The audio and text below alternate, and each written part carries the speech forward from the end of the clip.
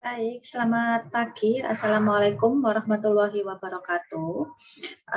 Pada pagi hari ini saya akan menjelaskan tentang rencana pembelajaran selama satu semester atau mata perkuliahan kita selama satu semester untuk mata kuliah akuntansi pajak. Ya, dan saya juga akan menjelaskan tentang sedikit materi di pertemuan yang pertama. Ya, langsung saja mohon izin untuk share screen.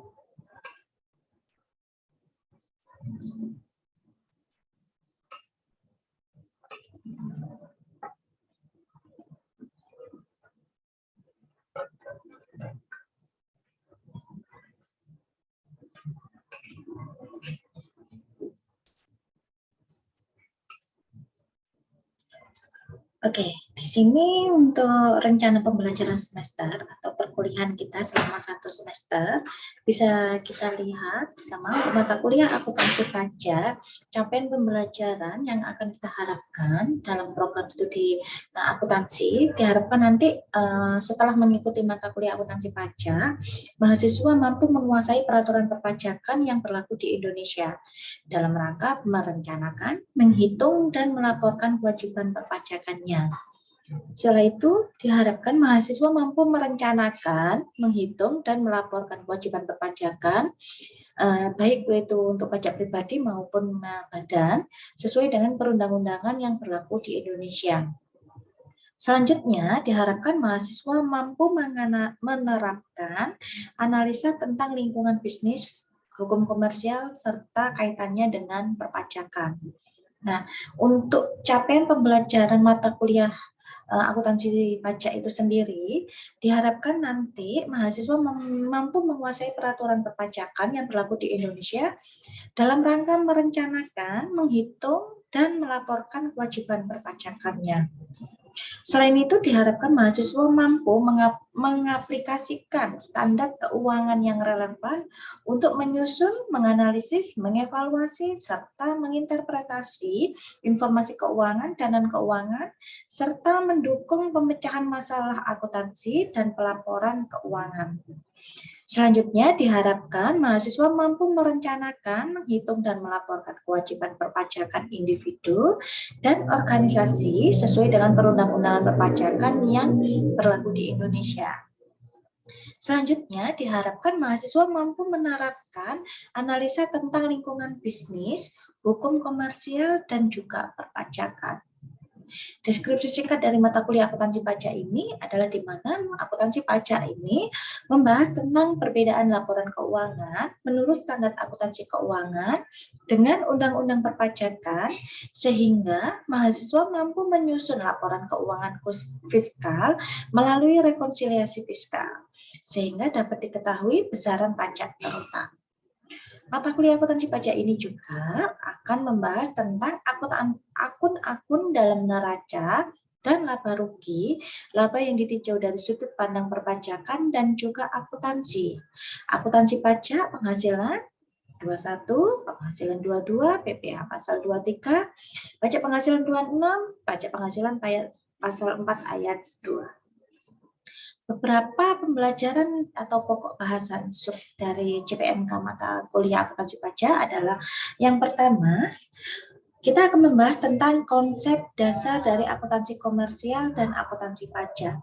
Selanjutnya kita akan membahas tentang pendapatan menurut akuntansi pajak, menurut akuntansi dan perpajakan. Pertemuan ketiga kita akan membahas biaya menurut akuntansi dan perpajakan. Yang keempat, kita akan membahas kas dan setara kas menurut akuntansi dan pajak. Yang kelima, kita membahas tentang piutang usaha menurut akuntansi dan perpajakan. Yang keenam, persediaan menurut akuntansi dan perpajakan. Yang ketujuh, aset tetap menurut akuntansi dan perpajakan. Nanti pertemuan selanjutnya kita selingi dengan evaluasi tengah semester. Selanjutnya, kita akan membahas tentang aset tak berwujud menurut akuntansi dan perpajakan. Kemudian membahas tentang pembukuan atas transaksi pajak penghasilan 21 dan 22. Pembukuan atas transaksi pajak pasal 23, 24, 25, pembukuan atas transaksi pajak penghasilan 26, pajak masukan dan pajak keluaran. Pertemuan 12 kita membahas tentang rekonsiliasi fiskal, pertemuan 13 kita masih membahas tentang rekonsiliasi fiskal. Jadi rekonsiliasi fiskal kita lakukan 2 kali pertemuan. Kemudian kita membahas tentang aktiva pajak tangguhan dan pajak kewajiban pajak tangguhan. Beberapa buku yang bisa dipakai, saya pakai punya Bapak Gunadi dan Bapak Agus Sukrisno.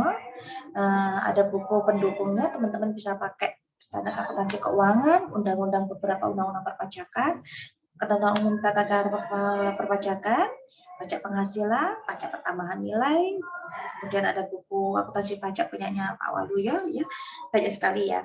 Kemudian media pembelajaran, kita akan lakukan 2 metode perkuliahan. Yang pertama pembelajaran secara online, nanti kita bisa via Gmeet atau kita via Zoom ya. Saya lebih suka dengan via Zoom, tapi kita menyesuaikan nanti. Kemudian ada juga kita bisa offline, nanti offline-nya adalah di beberapa pertemuan yang membutuhkan contoh kasus, pembahasan kasus, pemecahan kasus secara langsung ya. Itu nanti kita bisa pakai MS Word, PPT, kita pakai notebook, LCD, proyektor ya. Mata kuliah prasyarat untuk mata kuliah akuntansi pajak ini adalah mata kuliah perpajakan. Ya. Untuk penilaian asesmennya, kehadirannya saya nilai 20%, tugas 20%, UTS, EAS masing-masing 30%. Ya, jadi 100%. Oke. Saya jelaskan beberapa materi pokok yang perlu kita bahas di sini. Ya. Oke, di sini yang perlu kita bahas, pertemuan yang pertama, kita bisa melihat di sini, tentang konsep dasar akuntansi komersial dan akuntansi pajak, di mana di dalam akuntansi komersial nanti indikator capaiannya mahasiswa mampu memahami konsep dasar dari akuntansi komersial dan akuntansi pajak. Materi pokoknya ada peranan dari akuntansi dalam sejarah perpajakan di Indonesia, konsep dasar akuntansi pajak, konsep dasar akuntansi pajak, nanti ada definisi penggunaan laporan keuangan komersial, siklus laporan keuangan menurut akuntansi dan perpajakan, prinsip-prinsip penyusunan laporan keuangan komersial, laporan keuangan fiskal, prinsip-prinsip penyusunan dari laporan keuangan fiskal. Metode pembelajaran kita ceramah dan juga tanya jawab ya, diskusi ya.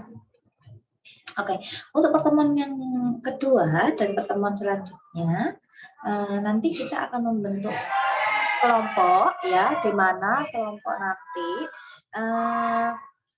pembentukan kelompok ini tujuannya nanti masing-masing kelompok akan membuat materi dalam bentuk PPT dan juga dipresentasikan, nanti kita diskusikan, dan saya akan memberikan contoh kasus. Untuk pemecahan contoh kasus bisa dijelaskan oleh masing-masing kelompok yang presentasi ya. Oke, untuk pertemuan selanjutnya, pertemuan kedua, kita akan membahas tentang pendapatan menurut akuntansi dan perpajakan, di mana pokok pembahasannya adalah definisi pendapatan sesuai dengan PSAK 23, pengukuran pendapatan secara akuntansi, pendapatan menurut perpajakan, Undang-Undang Pajak Penghasilan Pasal 4 ayat 2 tentang penghasilan yang dikenakan pajak secara final, kemudian Undang-Undang Pajak Penghasilan Pasal 4 ayat 3 tentang penghasilan bukan merupakan objek pajak. Ya, selanjutnya tentang akuntansi, biaya menurut akuntansi dan perpajakan. Pembahasannya ada biaya dan beban, pengukuran biaya menurut perpajakan, beban dapat dikurangkan untuk menghitung penghasilan bruto, beban yang tidak dapat untuk mengurangi penghasilan bruto, biaya-biaya yang dapat dibebankan sebagai biaya dalam menghitung penghasilan kena pajak. Ya. Di pertemuan 4 kita akan membahas tentang kas dan setara kas menurut akuntansi dan pajak, di mana pembahasannya adalah kas dan setara kas menurut akuntansi, rekonsiliasi bank, kas dan setara kas menurut perpajakan. Pertemuan 5 kita akan membahas tentang piutang usaha menurut akuntansi dan perpajakan, di mana kita nanti akan membahas tentang piutang usaha menurut akuntansi, pengakuan piutang usaha, penilaian dan pelaporan piutang usaha menurut perpajakan, piutang dengan pihak yang memiliki hubungan istimewa. Ya. Pertemuan yang keenam, kita akan membahas tentang persediaan menurut akuntansi dan perpajakan, di mana tentang pembahasannya ada persediaan menurut akuntansi, jenis-jenis persediaan, sistem pencatatan persediaan, sistem penilaian persediaan, persediaan menurut perpajakan. Di pertemuan ke-7, kita membahas tentang aset tetap menurut akuntansi dan perpajakan, ada aset tetap perolehan dari pembelian, metode penyusutan, kelompok masa manfaat dan tarif penyusutan, perubahan umur manfaat. Setelah itu kita evaluasi tengah semester, ya.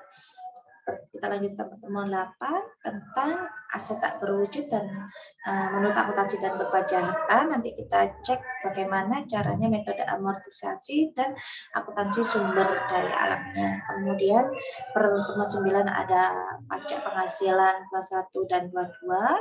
Pencatatannya nanti seperti apa. Pertemuan 10 ada pasal 23, 24, 25. Sama nanti kita menghitung cara pencatatannya.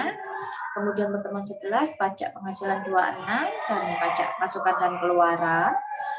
Pertemuan 12 dan 13 kita akan membahas tentang rekonsiliasi fiskal, tentang beda tetap, beda waktu, koreksi positif, negatif, perhitungan pajak penghasilan, tarif pajak, kompensasi kerugian, ya, contoh kasusnya. Kemudian pertemuan 14 kita membahas tentang aktiva pajak tangguhan dan kewajiban pajak tangguhan, ya. Baru kita akhiri dengan evaluasi akhir semester. Itu tadi kontrak perkuliahan kita. Jangan lupa di luar dari kontrak perkuliahan ini, peraturan dari kelas saya, nilai diberikan minimal 75% kehadiran. Ya, jadi boleh izin sakit alpa tidak masuk 3 kali dalam 1 semester. Ya. Oke, selanjutnya saya akan menjelaskan untuk materi pertemuan pertama hari ini. Ya, sedikit saja saya jelaskan.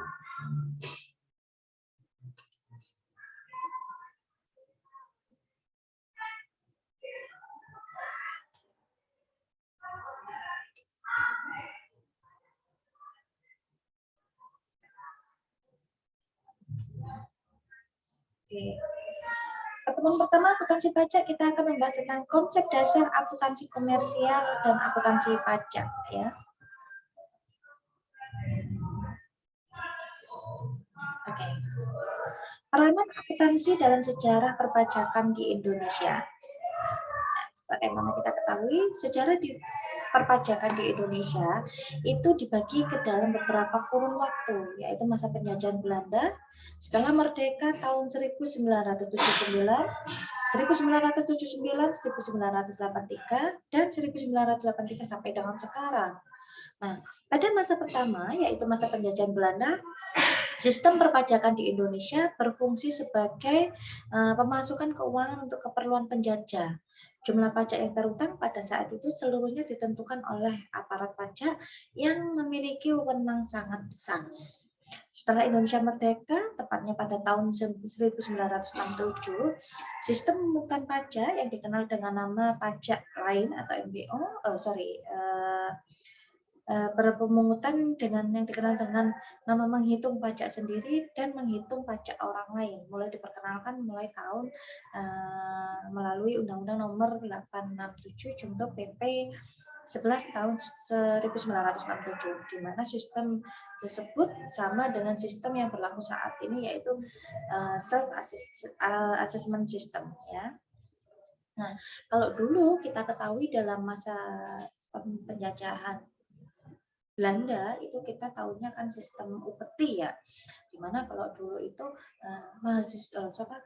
masyarakat itu dibebankan pajak yang tinggi bukan untuk keperluan masyarakat tapi untuk keperluan penjajah, ya, istilahnya itu kita diminta untuk membayar pajak kepada Belanda untuk keperluan mereka menyerang negara kita sendiri, ya. Tapi karena sudah ada banyak sekali perkembangan sejarah dari pajak, sekarang sudah sistemnya seperti saat ini, kita menghitung dan membayar sendiri pajak kita. Jadi negara sudah mempercayakan perhitungan pajak pada diri kita sendiri, ya, namanya self assessment system. Oke, selanjutnya konsep dasar dari akuntansi pajak.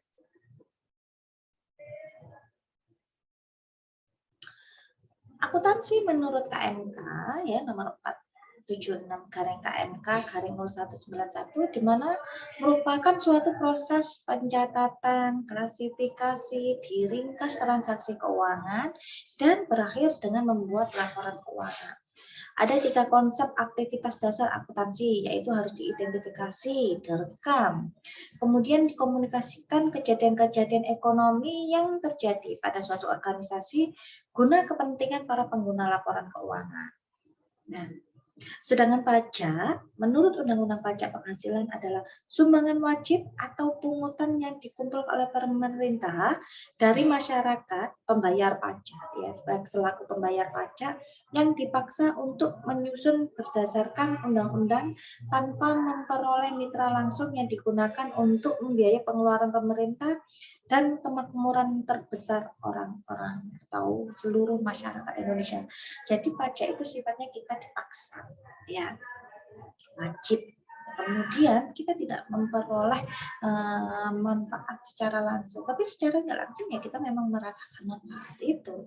Banyak sekali manfaat kita yang kita rasakan dari apa itu pembangunan negara yang didapatkan dari pajak. Contohnya jalan beraspal, kemudian subsidi LPG, BBM gitu ya, itu semuanya kita dapatkan dari pemerintah melalui pajak.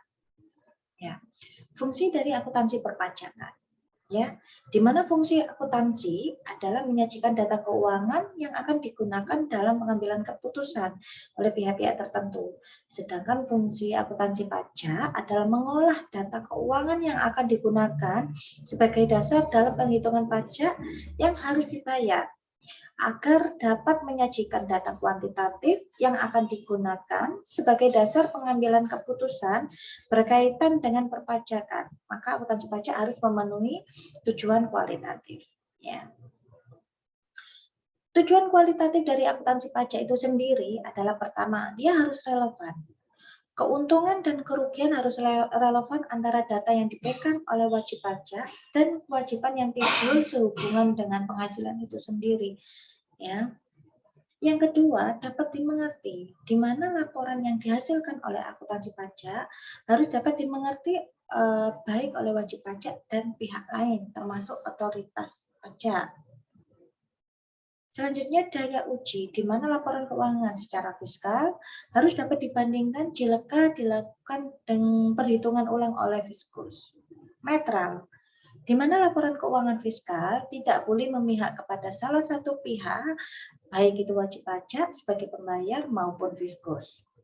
Selanjutnya, tepat waktu, di mana laporan keuangan fiskal harus tepat waktu guna kepentingan pemenuhan kewajiban perpajakan, dan yang terakhir, lengkap, di mana laporan keuangan fiskal harus lengkap dalam arti tidak ada data yang disembunyikan, baik secara sengaja maupun tidak sengaja.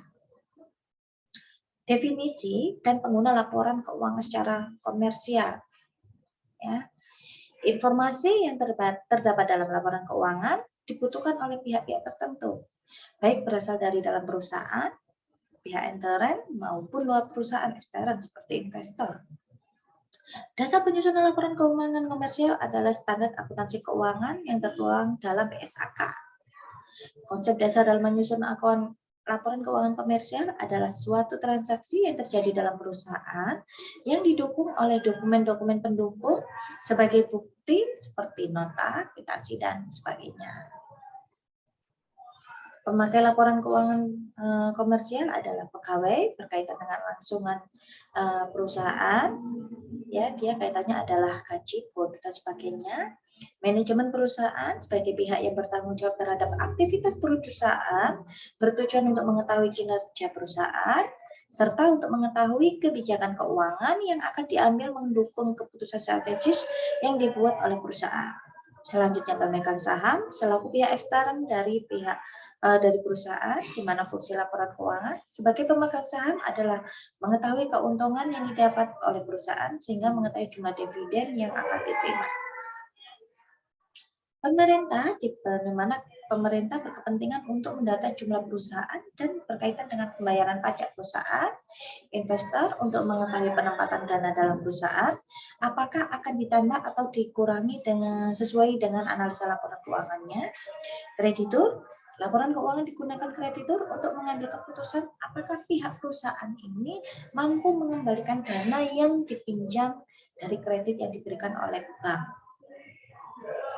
Prinsip-prinsip dari penyusunan laporan keuangan, yang pertama adalah cost principle, di mana prinsip akuntansi mengharuskan sebagian aset diberlakukan dan dilaporkan berdasarkan harga perolehan, historical ya. Revenue principle, di mana prinsip akuntansi mengakui pendapatan pada saat telah direalisasi atau dapat terrealisasi serta setelah dihasilkan. Matching principle, di mana untuk mencatat jumlah pendapat dan membuat dengan benar pada periode yang tepat. Objectivity principle, di mana manfaat laporan keuangan akan tergantung pada tingkat kepercayaan pemakai terhadap prosedur pengukuran yang digunakan. Consistency principle, di mana transaksi dan peristiwa ekonomi yang sejenis harus dicatat dan dilaporkan dengan cara yang sama. Disclosure principle, di mana seluruh informasi dalam laporan keuangan harus disajikan dengan cara yang netral, mudah dipahami, dan tepat waktu. Conservatism principle, di mana harus dengan konsep kehati-hatian.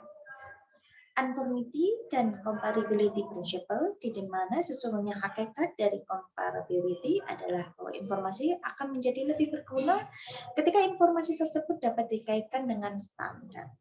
Ya. Laporan keuangan fiskal, di mana penyusunan laporan keuangan fiskal didasarkan pada standar akuntansi yang disesuaikan dengan hal-hal yang ada dalam perpajakan. Jadi, kita melihat dulu laporan komersialnya itu seperti apa. Kemudian kita sandingkan dengan undang-undang perpajakan. Karena tidak semua yang disajikan dalam laporan keuangan komersial itu sesuai dengan undang-undang perpajakan. Karena itu harus dilakukan rekonsiliasi. Ya. Konsep dasar dalam menyusun laporan keuangan fiskal adalah laporan laba rugi yang didasarkan pada perhitungan prinsip-prinsip yang berlaku umum. Sedangkan untuk menghitung besarnya pajak yang harus dibayar didasarkan pada penghasilan kena pajak yang diperoleh dari perhitungan menurut peraturan perundang-undangan perpajakan. Prinsip dari laporan keuangan fiskal yaitu pertama cost principle. Sesuai dengan Undang-Undang Pasal 10 ayat 6 Undang-Undang Nomor 36 Tahun 2008 tentang pajak penghasilan, di mana penilaian persediaan serta pemakaian persediaan untuk perhitungan harga pokok didasarkan pada harga perolehan yang dilakukan untuk menghitung nilai rata-ratanya atau persediaan yang diperoleh pertama itu harus didulukan. Jadi untuk persediaan itu harus menggunakan prinsip rata-rata dan metode FIFO. Metode FIFO tidak boleh digunakan. Revenue principle sesuai dengan pasal 4 ayat 1 di mana menurut Undang-Undang Nomor 36 Tahun 2008 tentang pajak penghasilan menyebutkan bahwa objek pajak adalah penghasilan, yaitu setiap tambahan kemampuan ekonomis yang diterima atau diperoleh wajib pajak, baik berasal dari dalam negeri maupun luar negeri yang dapat digunakan untuk konsumsi atau menambah kekayaan wajib pajak yang bersangkutan dengan nama dan dalam bentuk apapun. Jadi setiap tambahan apapun ya. Matching principle di mana menurut pasal 6 ayat 1 yaitu untuk pajak penghasilan besarnya pajak penghasilan tentang pajak wajib pajak dalam negeri serta bentuk usaha tetap ditentukan berdasarkan penghasilan bruto dikurangi dengan biaya-biaya operasional perusahaan. Objectivity principle yaitu sesuai dengan penjelasan 11A ayat 1 Undang-Undang Nomor 36 Tahun 2008 di mana amortisasi biaya untuk memperoleh aset tidak berwujud dan pengeluaran lainnya yang memiliki masa manfaat lebih dari 1 tahun digunakan untuk memperoleh, mengumpulkan, mempertahankan pendapatan dilakukan dalam jumlah yang sama besar serta dihitung dengan menerapkan tingkat amortisasi untuk pengeluaran atau sisa nilai buku dan pada akhir masa manfaat. Diamortisasi sekaligus dengan persyaratan untuk dilakukan sesuai dengan prinsipnya. Selanjutnya konsistensi prinsipal menurut Undang-Undang pasal 28 di mana pembukuan diselenggarakan dengan menggunakan prinsip atas taat asas dan konsistensi baik menggunakan accrual basic ataupun cash basic.